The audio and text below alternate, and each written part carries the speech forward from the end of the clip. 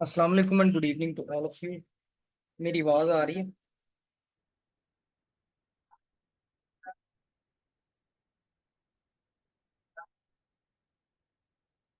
मेरी आवाज़ आ रही है?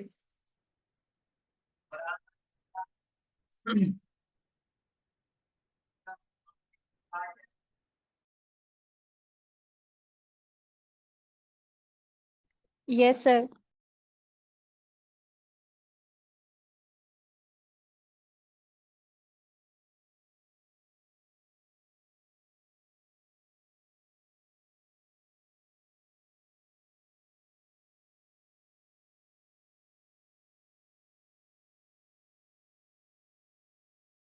ओके, तो आज हमारा फर्स्ट लेक्चर है एएचएन का।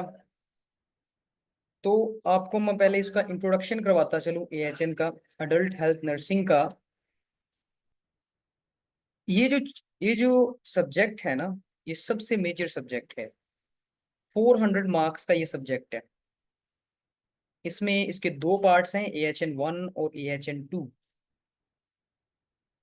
दोनों के ही 200 मार्क्स हैं। 200 एएचएन 1 के और 200 एएचएन 2 के।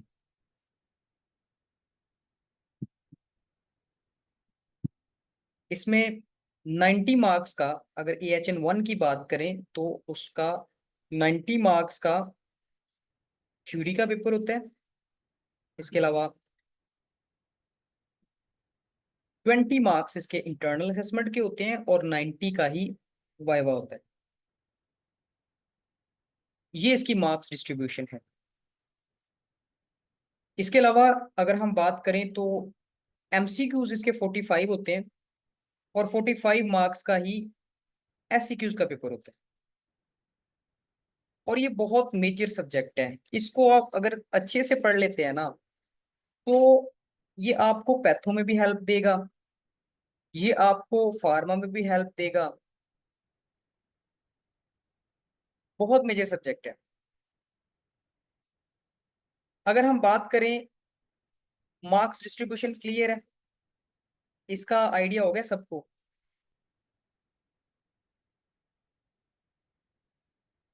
कोई क्वेश्चन तो नहीं है अभी तक?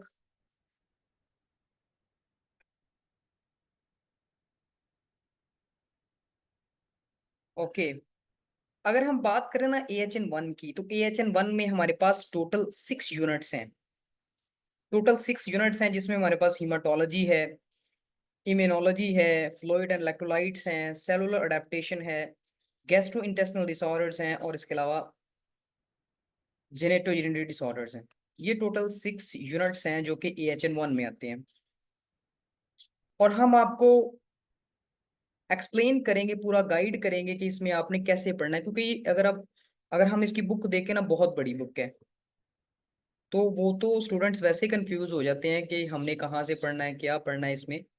क्योंकि अगर इसका रेस्पिरेटरी का एक यूनिट हम उठा के देख लें तो उसमें बहुत ज्यादा इसके डिसऑर्डर्स दिए हुए हैं, बहुत ज्यादा चीजें हैं इसमें। लेकिन हम आपको बताएंगे आपने क्या क्या चीजें करनी है, क्या क्या पढ़ना है आपने, कैसे पढ़ना है आपने, कौन सी चीजें इंपॉर्टेंट हैं, हम आपको सारा बताएंगे। एएचएन 1 में हमें पता चल गया इसके टोटल 6 यूनिट्स हैं। इसी तरह हम बात करते हैं एएचएन 2 की। एएचएन 2 में हमारे पास एएचएन 2 में भी हमारे पास 6 यूनिट्स हैं, जिसमें हमारे पास नंबर 1 पे आता है कार्डियोवास्कुलर है, number second respiratory, number third endocrine, number 4 musculoskeletal, neurological और ईएनटी।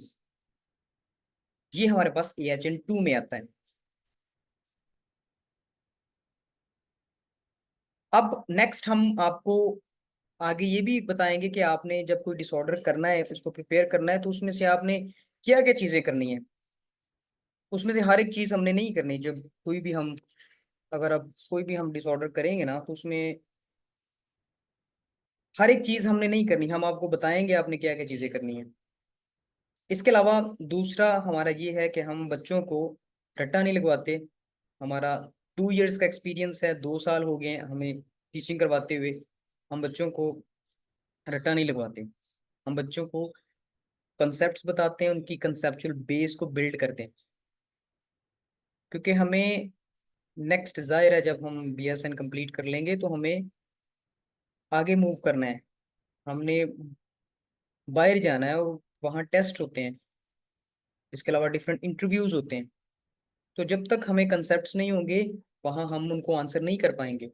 अगर हम इधर रट्टा लगाएंगे या इधर जस्ट टाइम पास के लिए हमने स्टडी कर ली जस्ट पास होने के लिए, तो लेटर ऑन हमें बहुत डिफिकल्टी होगी।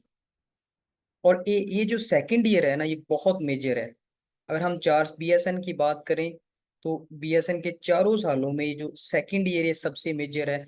ये मेजर इसलिए क्योंकि इसमें सारे मेजर सब्जेक्ट हैं। इसमें फार्माकोलॉजी, AHN, पैथो, HA, सारे मेजर सब्जेक्ट्स इसमें आते हैं। सबसे मेजर हमारे पास सेकंड ईयर है। अगर आपने इसको अच्छे से पढ़ लिया विद कंसेप्ट्स, तो नेक्स्ट आपको डिफिकल्टी नहीं होगी। आप कोई भी टेस्ट इजीली पास कर सकते हैं। आपको बाद में लेटर ऑन इशू नहीं होगा। तो इसलिए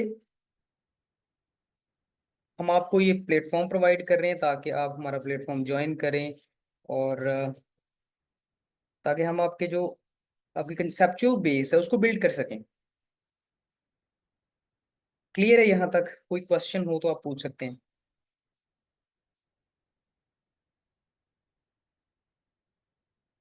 यहाँ तक कोई क्वेश्चन हो तो आप पूछ सकते हैं। Any question? कोई कंफ्यूजन हो इस सब्जेक्ट के रिलेटेड? Okay, good.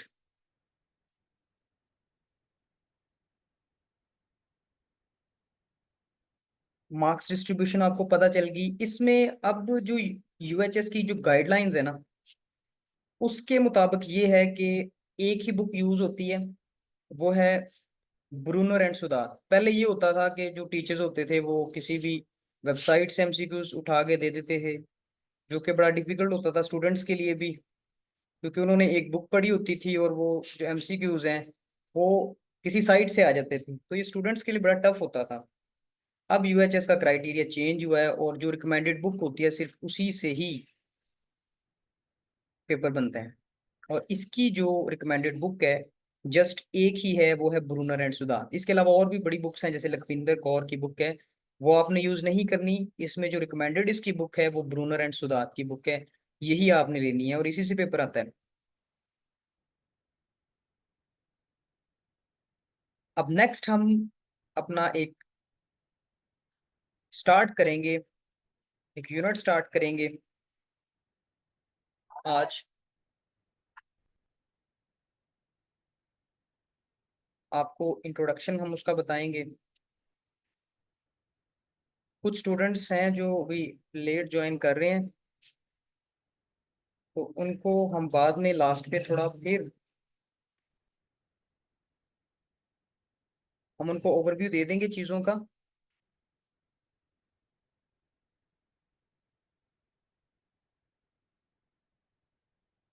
अभी जो हम हैं वो डिस्कस करेंगे जो फर्स्ट डिजीज है, फर्स्ट यूनिट हमारा, वो हम डिस्कस करेंगे, वो हम स्टडी करेंगे आज से।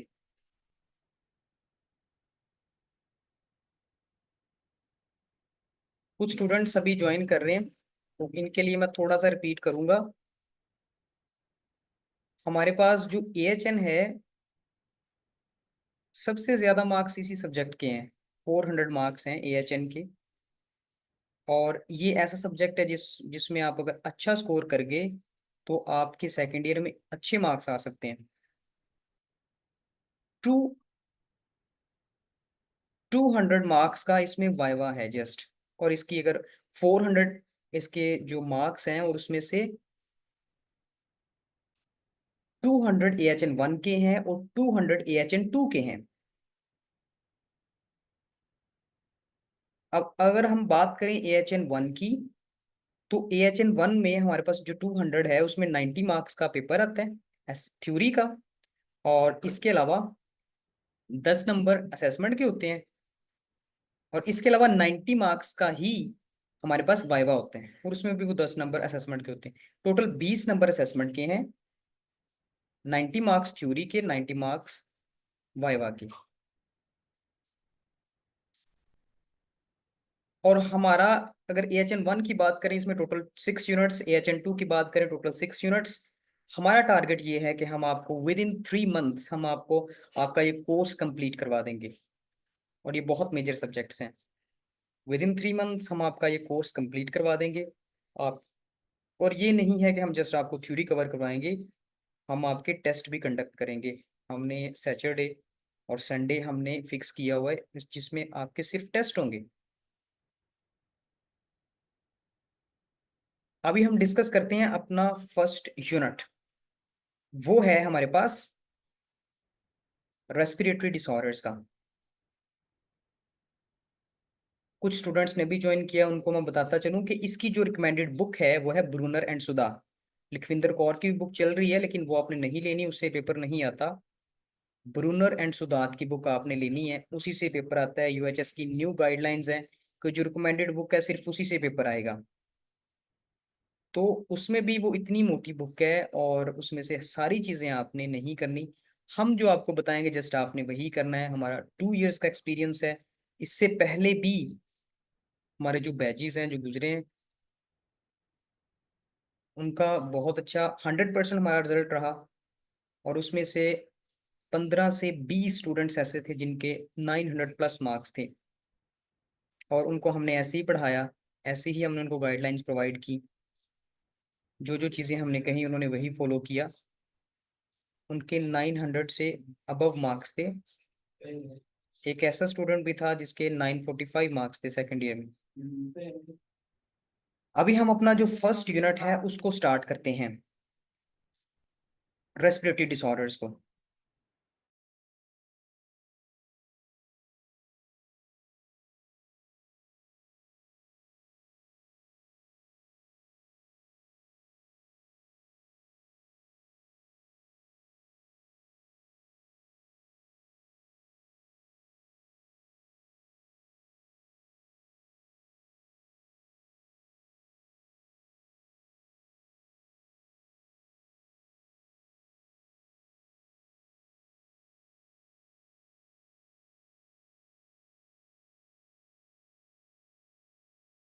ये बुक शो हो रही है सबको? सबको ये बुक शो हो रही है? Yes sir. ओके। अच्छा, अब अभी जो है ना मोस्टली स्टूडेंट्स ने बुक्स जो है वो परचेज नहीं की हुई। तो कोई इशू नहीं है अभी। आप हम आपको ये प्रोवाइड कर देंगे। ये बुक जो सॉफ्ट में है हम आपके साथ शेयर भी करेंगे, तो अभी इशू नहीं है, आप इससे स्टडी कर सकते हैं। तो आज का जो हमारा फर्स्ट यूनिट है वो है रेस्पिरेटरी डिसऑर्डर्स। रेस्पिरेटरी डिसऑर्डर्स ये जो चैप्टर है ये आता है AHN 2 में। ये AHN 2 में आता है। तो ये अभी हम स्टार्ट करेंगे। ये एक तो है छोटा, दूसरा है ये मेजर। ये मेजर यूनिट है। अब अगर हम स्टार्ट करें ना, अगर मैं आपको बताऊं कि ये अगर आप बुक खोले ना, तो जब आप इसको देखेंगे ना इस डिसऑर्डर को, तो इतना इसमें लेंथी लिखा हुआ है कि हमें पता नहीं चलेगा कि हमने इसमें से क्या चीजें करनी है। तो ये प्लेटफॉर्म हमने आपको इसीलिए प्रोवाइड किया ताकि हम आपको गाइड कर सकें कि आपने क्या क्या चीजें पढ़नी है। और हमने कोई रट्टा भी नहीं लगाना। हम आपको कंसेप्ट्स आपके बिल्ड करेंगे, कंसेप्चुअल चीजें हम आपको बताएंगे, क्योंकि ये लेटर ऑन आपके बहुत काम आने वाली चीजें हैं। जाहिर है आप में से सबका यही प्लान है कि आपने मूव करना है बाहर। तो उसके लिए टेस्ट होते हैं। अगर हम बात कर लें यूके की, उसमें CBT है, आपको टेस्ट क्लियर करना पड़ता है। यूएसए की बात कर लें एनक्लेक्स है। इसी तरह दुबई और तकरीबन हर कंट्री का अपना टेस्ट है। तो अगर आपने इधर अभी कंसेप्ट्स के साथ चीजें पढ़ी हुई हैं तो लेटर ऑन आपको ये फायदा होगा, आपको बाद में डिफिकल्टी नहीं होगी। लेकिन अगर आपने अभी जस्ट इसको ओवरव्यू किया हुआ है और जस्ट पास होने के लिए पढ़ा हुआ है, तो लेटर ऑन आपको मसला होगा, इशू होगा, क्योंकि कंपटीशन बहुत ज़्यादा आपको पता है। और जो अच्छा परफॉर्म करता है वही सिलेक्ट होता है। तो इसलिए आपने अगर अभी मेहनत कर ली तो बाद में आपको इशू नहीं होने वाला। और ये सेकंड ईयर है भी बहुत मेजर, मैं पहले भी डिस्कस कर चुका हूँ। ये बहुत मेजर है क्योंकि इसमें सारे मेजर सब्जेक्ट्स हैं, जैसे फार्मा है, पैथो है, HA है, सारे मेजर सब्जेक्ट्स हैं और कंसेप्चुअल हैं। AHN 2 में हमारे पास जो चैप्टर्स हैं वो मैंने आपको पहले बताया था। चले मैं दोबारा आपको शो कर देता हूँ। AHN 2 में ये पिक मैं आपको शेयर करता हूँ। AHN2 में हमारे पास ये चैप्टर्स हैं जिसमें हमारे पास है नंबर 1 कार्डियोवास्कुलर है, रेस्पिरेटरी है, एंडोक्राइन है, मस्कुलोस्केलेटल है, न्यूरोलॉजिकल, ENT। ये हमारे पास आते हैं AHN2 में। 6 यूनिट्स हैं टोटल। तो ये जो AHN है ना, अब मैं आपको ये बताता हूँ कि कुछ ऐसे डिसऑर्डर, ये जो रेस्पिरेटरी है ना, हम आपको ये चीजें बताएंगे जैसे इसमें काफी ज्यादा डिसऑर्डर्स हैं। तो ऐसा भी होता है कभी कभार के बंदे को वो चीज भूल जाती है, जैसे सिम्टम्स आ गया। ये है COPD रेस्पिरेटरी में, रेस्पिरेटरी का ये टॉपिक है। लोअर रेस्पिरेटरी ट्रैक्ट इन्फेक्शंस में होगा। क्रॉनिक ऑब्स्ट्रक्टिव पल्मोनरी डिजीज के नेम से ये टॉपिक है। तो मैं आपको बता रहा था कि जैसा कि ना, अगर रेस्पिरेटरी की बात करें इसमें बहुत ज्यादा डिसऑर्डर्स हैं। जैसा कि इसमें हम पढ़ेंगे काफी ज्यादा डिसऑर्डर्स हैं जो कि हमने इसमें पढ़ने हैं रेस्पिरेटरी में। COPD उसमें से एक है। इसके अलावा ट्यूबिकुलोसिस है। इसके अलावा हमारे पास एम्फाइसीमा है। इसके अलावा हमारे पास न्यूमोथोरक्स है। बहुत ज्यादा इसमें हमने काफी हैं डिसऑर्डर्स जो हमने पढ़ने हैं। अब मैं आपको एक मजे की बात बताता हूँ। हमने हमने को रट्टा नहीं चीजों को लगाना। हमारे पास जैसे कुछ सिम्टम्स आ गई ना, तो अगर हमें भूल गई हैं तो उसका क्या हल है? फिर जाहिर है, अगर कोई न्यूमोथोरक्स हमें आ गया और ये क्वेश्चन आ गया न्यूमोथोरक्स, और वो कहते हैं कि इसकी सिम्टम्स लिख दो, साइंस और सिम्टम्स, तो जाहिर है वो हम भूल जाती है ना, कभी कभार ऐसा होता है कि स्किप हो जाती है माइंड से। तो हमने ना जितने भी रेस्पिरेटरी डिसऑर्डर सबकी एक कॉमन सिम्टम्स लिखी हुई हैं। Common symptoms. अगर आप भूल भी जाते हैं ना, तो वो कॉमन सिम्टम्स आपको याद है, वो लिख दें, कोई गलत नहीं करेगा उसको। हम आपको जनरल चीजें बताएंगे इस तरह की जो कि आप सब में यूज कर सकते हैं। कोई 7 से 8 ऐसी कॉमन या जनरल साइंस और सिम्टम्स हम आपको बताएंगे जो जो कि आप किसी भी रेस्पिरेटरी डिसऑर्डर में आप पुट कर सकते हैं। इसी तरह ज्यादातर जो क्वेश्चन आता है ना AHN में, वो आता है, एक तो डेफिनेशन पूछ लेते हैं, वो साइंस और सिम्टम पूछ लेते हैं किसी भी डिसऑर्डर की। इसके अलावा नर्सिंग इंटरवेंशंस पूछते हैं। जो ज्यादातर क्वेश्चंस आते हैं नर्सिंग इंटरवेंशंस पे आते हैं, साइंस और सिम्टम्स पे आते हैं, डेफिनेशन पे आते हैं, रिस्क फैक्टर्स पे आते हैं। इसके अलावा डायग्नोसिस पे आते हैं। नर्सिंग डायग्नोसिस का तो बहुत ही क्वेश्चन आया हुआ है। क्या हम कोई वो बता देगा कि ये डिसऑर्डर है, उस पे नर्सिंग डायग्नोसिस बना के मुझे बताओ भी। 5 वो कहेगा मुझे नर्सिंग डायग्नोसिस बना के दिखाओ। तो अगर रट्टा लगाएंगे ना हम चीजों को, तो हम नर्सिंग डायग्नोसिस बना बना ही नहीं पाएंगे। तो हम आपको स्किल्स बताएंगे। हम आपको रट्टा नहीं लगवाएंगे, हम आपको स्किल बताएंगे कि आपने नर्सिंग डायग्नोसिस कैसे बनानी है। हम आपको nursing interventions, general nursing interventions भी बताएंगे। ये जो रेस्पिरेटरी डिसऑर्डर है, इसमें जनरल कोई 7 से 8 ऐसी जनरल इंटरवेंशंस भी, नर्सिंग इंटरवेंशंस भी बताएंगे जो कि आप लिख सकते हैं। आपको अगर कोई भूल भी गई है, कोई डिसऑर्डर ऐसा आ गया उसकी आपको इंटरवेंशंस आपको भूल गई हैं, तो जनरल इंटरवेंशंस आप लिखते हैं, कोई गलत नहीं करेगा वो। इसके अलावा हम आपको ये भी बताएंगे कि वो अपने इंटरवेंशंस कैसे लिखनी है पेपर में, कैसे आपको मार्क्स मिलेंगे। क्योंकि ज़ाहिर पेपर तो सारे स्टूडेंट्स अटेम्प्ट करते हैं, लेकिन उसमें से अच्छे मार्क्स वही गेन करता है जिसके पास टेक्निक्स होती हैं, जिसके पास स्किल्स होती हैं, जिसको पेपर अटेम्प्ट करने का पता है। तो यही सारी स्किल्स हम सिखाएंगे आपको। आपको ये प्लेटफॉर्म हमने इसीलिए प्रोवाइड किया ताकि हम आपको ये सारी चीजें बता सकें, क्योंकि ये चीजें कोई नहीं बताता। ऐसी चीजें जो है ना, वो कोई नहीं बताता कि हम पेपर पैटर्न कैसा होगा। इसके अलावा ये जो स्किल्स है ना, जो भी टीचर है ना वो पढ़ाएगा जस्ट, और वो पढ़ा के चला जाएगा। वो आपको ये नहीं बताएगा कि इसको आपने कैसे टैकल करना है। अगर आप ये क्वेश्चन आ गया है और आप भूल गए हैं तो उसको कैसे टैकल करना है, ये स्किल्स कोई नहीं बताएगा आपको। ये जस्ट हम ही आपको बताएंगे। ये स्किल्स हैं। इसीलिए हम कहते हैं हम रट्टे की बात नहीं करते, हम स्किल्स की बात करते हैं। और वही हम आपको सिखाएंगे। अब देखें, क्रॉनिक ऑब्स्ट्रक्टिव पल्मोनरी डिजीज, हम अपना पहला टॉपिक स्टार्ट करते हैं। ये है क्या? Chronic obstructive pulmonary disease. आपने ना रेस्पिरेटरी डिसऑर्डर्स पढ़े होंगे पीछे, और आपने TB पढ़ा होगा, एस्थमा पढ़ा होगा, क्रोनिक ब्रोंकाइटिस पढ़ा होगा, एम्फाइसीमा पढ़ा होगा। इस टाइप के डिसऑर्डर से आप फेमिलियर होंगे। लेकिन ये जो है ना COPD, बहुत ही मेजर है, और इससे आप फेमिलियर नहीं है, न्यू टर्मिनोलॉजी आपके लिए है। और ये है भी बहुत इंपॉर्टेंट। अक्सर आप कहीं जाएंगे ना इंटरव्यू के लिए, वो आपसे पूछेंगे सीओपीडी क्या है। तो उधर अगर हमने रट्टा लगाया तो जाहिर है हम तो नहीं कुछ कुछ भी बता पाएंगे, लेकिन अगर हमारे पास कंसेप्ट होगा तो हम उनको बता पाएंगे ये है सीओपीडी। तो व्हाट इज सीओपीडी? अब हम इसको करते हैं कि ये सीओपीडी है क्या। क्रॉनिक ऑब्स्ट्रक्टिव पल्मोनरी डिजीज, ये ऐसे ग्रुप ऑफ डिसऑर्डर्स हैं जिसमें एयरवे का ब्लॉकेज हो जाता है। अगर आप इधर से देखें ना, ये आप इतनी चीजें लिखी हुई हैं, ये सारी नहीं करनी हमने। ये जो मैं डेफिनेशन आपको बता रहा हूँ ना, ये आप अगर आपके पास बुक्स हैं उसको ओपन कर लें और ये डेफिनेशन उधर लिख लें, क्योंकि ये उसका जो बाद में जो समरी निकलेगी ना वो यही होगी जो आपको अभी मैं डेफिनेशन बता रहा हूँ। ये डेफिनेशन आप लिख लें, बाकी चीजें तो इधर से मैं आपको दिखाऊंगा किधर किधर है, वो बुक में है, लेकिन ये डेफिनेशन आप लिख लें। क्रॉनिक ऑब्स्ट्रक्टिव पल्मोनरी डिजीज एक ऐसा डिसऑर्डर है जिसमें एयरवे का ब्लॉकेज हो जाता है, जिसमें एयरवे का ब्लॉकेज हो जाता है। ये ऐसा डिसऑर्डर है, ये ग्रुप ऑफ डिसऑर्डर्स हैं। सीओपीडी एक अम्ब्रेला टर्म है जिसमें ऐसे डिसऑर्डर्स आते हैं जो कि एयरवे को ब्लॉक कर देते हैं। हमारा जो एयरवे है वो ब्लॉक हो जाता है। एयरवे क्या होता है पहले मुझे ये बताएं, आपको इसके बारे में आइडिया है?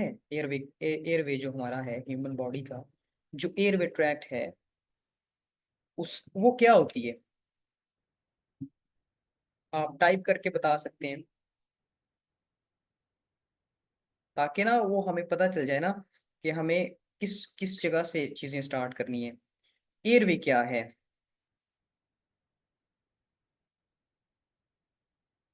जल्दी से जो भी पता है ना आपको, हम ये नहीं कहेंगे कि आप बिल्कुल ठीक बताएं, आप जो भी आपको माइंड में है आप बताएं। सर बेसिक जी जी। आपकी ना आवाज कट गई है, आप टाइप करके बता सकते हैं।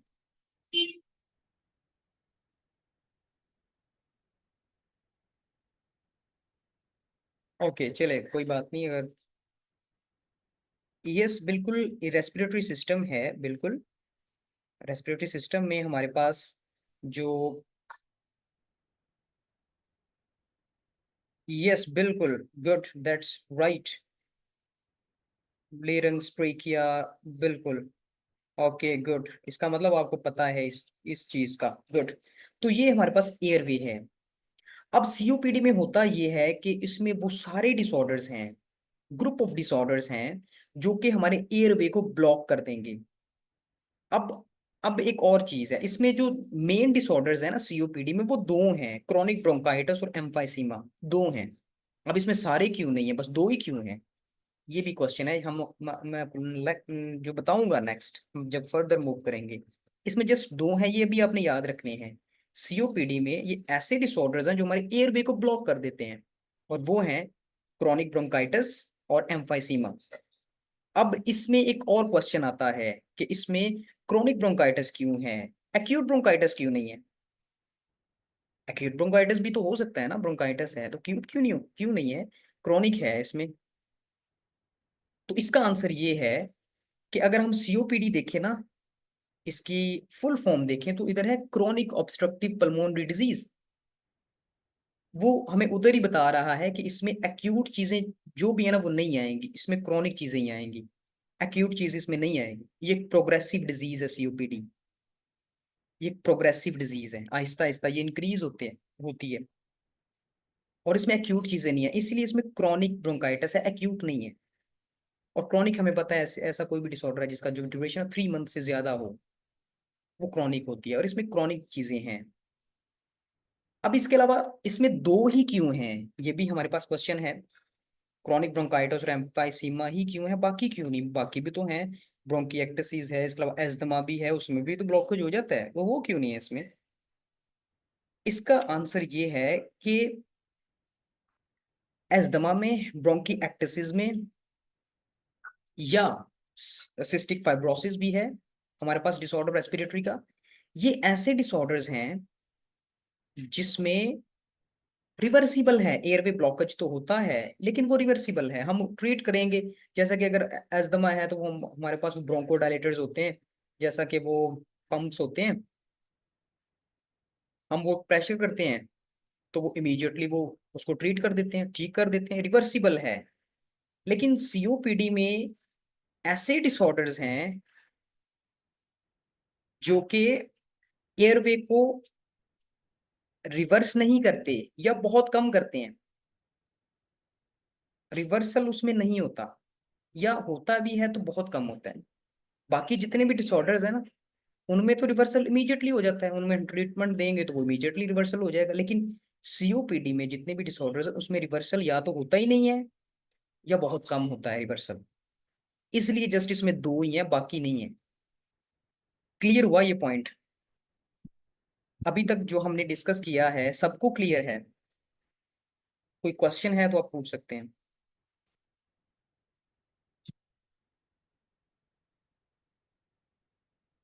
Any question you can ask.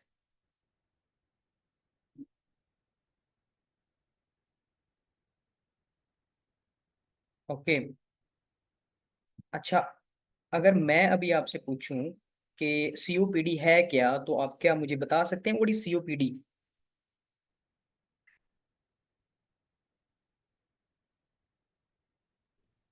Basically, it is abbreviated as the chronic obstructive pulmonary disease, okay. and it is basically it is the obstruction of the airway good. way from which the air flows, good. and it can damage the parenchyma cells, okay. and these cells may be of bronchioles, bronchi, okay. alveoli. Good. That's really good.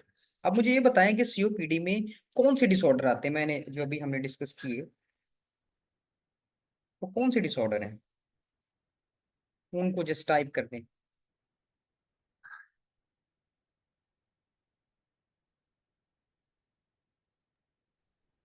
वो जिसमें cystic fibrosis आ जाता है, asthma आ जाता है। No no, जो chronic COPD में जो included हैं वो कौन से हैं? Yes good. क्रॉनिक ब्रोंकाइटिस और एम्फाइसीमा, ये दो आते हैं हमारे पास सीओपीडी में, बाकी बाकी नहीं आएंगे सीओपीडी में, ये जस्ट दो ही आएंगे। अच्छा, ये जो डेफिनेशन है, सॉरी आपकी आवाज नहीं आ रही। Emphysema and chronic bronchitis. जी बिल्कुल। तो अभी जो है ना, ये डेफिनेशन मैंने आपको कहा था कि ये डेफिनेशन ना इधर नहीं है, अब मैंने आपको लिखवा दी है, ये आपने लिख लेनी है। और ये जो चीजें मैंने बताई ना, ये भी इधर नहीं है, ये भी आपने लिख लेनी है, क्योंकि ये बहुत इंपॉर्टेंट चीजें हैं जो कि बुक में नहीं आपको मिलेंगी। आगे नेक्स्ट हम मूव करेंगे इसकी पैथोफिजियोलॉजी पे। इसकी पैथोफिजियोलॉजी क्या है? अच्छा, एएचएन में होता पता क्या है, मैंने आपको पहले बताया किस टाइप के इसमें क्वेश्चंस आते हैं। पैथोफिजियोलॉजी का ज्यादातर क्वेश्चन नहीं आता, ज्यादातर क्वेश्चन नहीं आएगा एएचएन में। लेकिन कभी कभार ना वो क्वेश्चन दे देते हैं, पास पेपर अगर उठा के देखे ना तो वो कभी कभार क्वेश्चन दे देते हैं। और कुछ ऐसे जो डिसऑर्डर्स हैं ना, जो मेजर डिसऑर्डर्स हैं, जैसा कि ये हमारे पास सीओपीडी है, इसके अलावा एआरडीएस है, इसके अलावा रेनल फेलियर है, अगर इसके अलावा अगर हार्ट की बात करें तो उसमें जो मेजर मेजर डिसऑर्डर्स हैं, डिसरिथमियाज हैं, कार्डियोमायोपैथी है, ये जो मेजर मेजर डिसऑर्डर्स हैं ना, उनकी हम पैथोफिजियोलॉजी को टच करेंगे, ताकि एक तो हमारा कंसेप्ट भी क्लियर हो जाए, और अगर क्वेश्चन भी आता है तो वो भी क्लियर हो जाए। पैथोफिजियोलॉजी हमें अंडरस्टैंड करने का बड़ा फायदा हो जाएगा। वो फायदा हमें ये होगा कि अगर आप इधर कर लेंगे ना पैथोफिजियोलॉजी, तो पैथोफिजियोलॉजी के जो जो हमारे पास है ना सब्जेक्ट है, उधर आपको फिर अजाफी मेहनत करने की जरूरत नहीं होगी, क्योंकि आपने जस्ट अभी इधर से कर लिया है ना, तो फिर उधर आप ना भी करें तो चल जाएगा। उधर जस्ट फिर आपको ये करना पड़ेगा, जस्ट उधर से आप जनरल पैथोफिजियोलॉजी कर लें, सिस्टेमिक पैथोफिजियोलॉजी आपकी इधर से हो जाएगी एएचएन से, अगर आपने अच्छे से पढ़ ली एएचएन तो आपको ये बहुत, मैंने पहले कहा था एएचएन आपको बहुत एडवांटेज देगी। 400 नंबर तो है इसका पहले ही, लेकिन आपको पैथोफिजियोलॉजी भी इसमें कवर करवा देगी। सिस्टेमिक जितनी भी पैथोफिजियोलॉजी है वो आपकी इधर से कवर हो जाएगी, उधर फिर आप जनरल कर लें, जस्ट इनफ है। तो इसकी अभी हम पैथोफिजियोलॉजी करते हैं कि ये होता क्या है इसमें, और सीओपीडी कैसे डेवलप होता है फिजिकली, इसको हम करेंगे।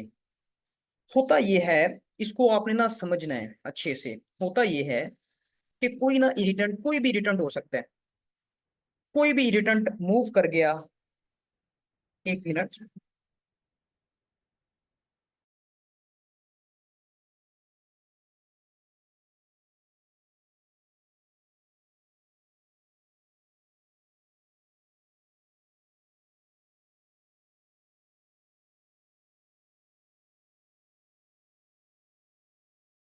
ओके, तो इसमें होता ये है कि कोई भी इरिटेंट जब ना हमारे रेस्पिरेटरी ट्रैक में मूव कर गया, जब कोई भी इरिटेंट रेस्पिरेटरी ट्रैक में मूव कर गया तो उसके रिजल्ट में ना इन्फ्लेमेटरी रिस्पॉन्स एक्टिवेट हो जाती है। मैं आपको बताऊंगा ये कहाँ पे लिखी हुई है चीजें।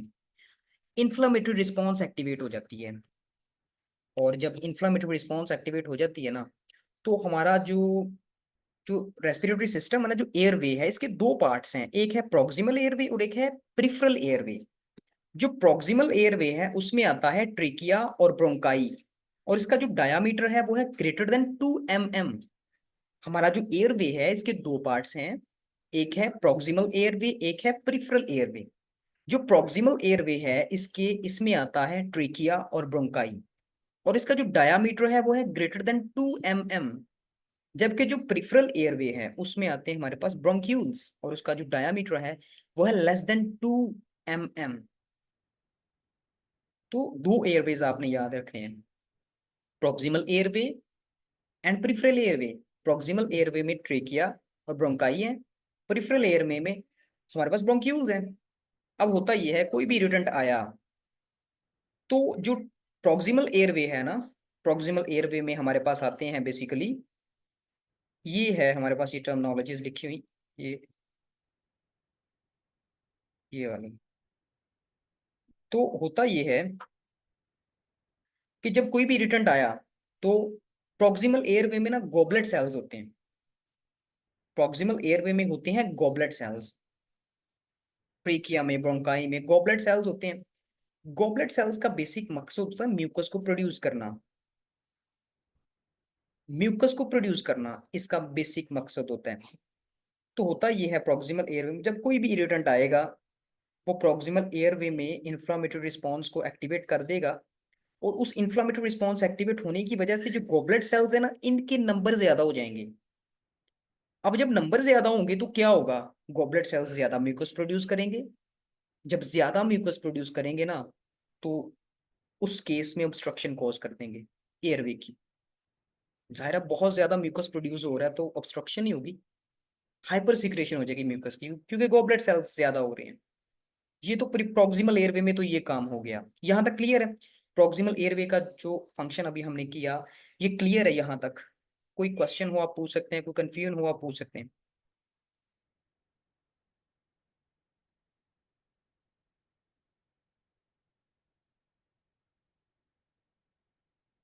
यहाँ तक किसी का कोई क्वेश्चन हो तो आप पूछ सकते हैं।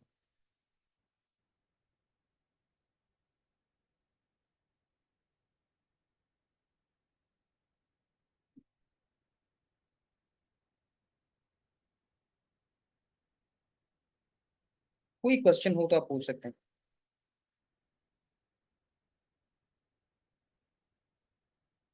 क्लियर है सब कुछ? जल्दी से बताएं ताकि हम फर्दर मूव करें।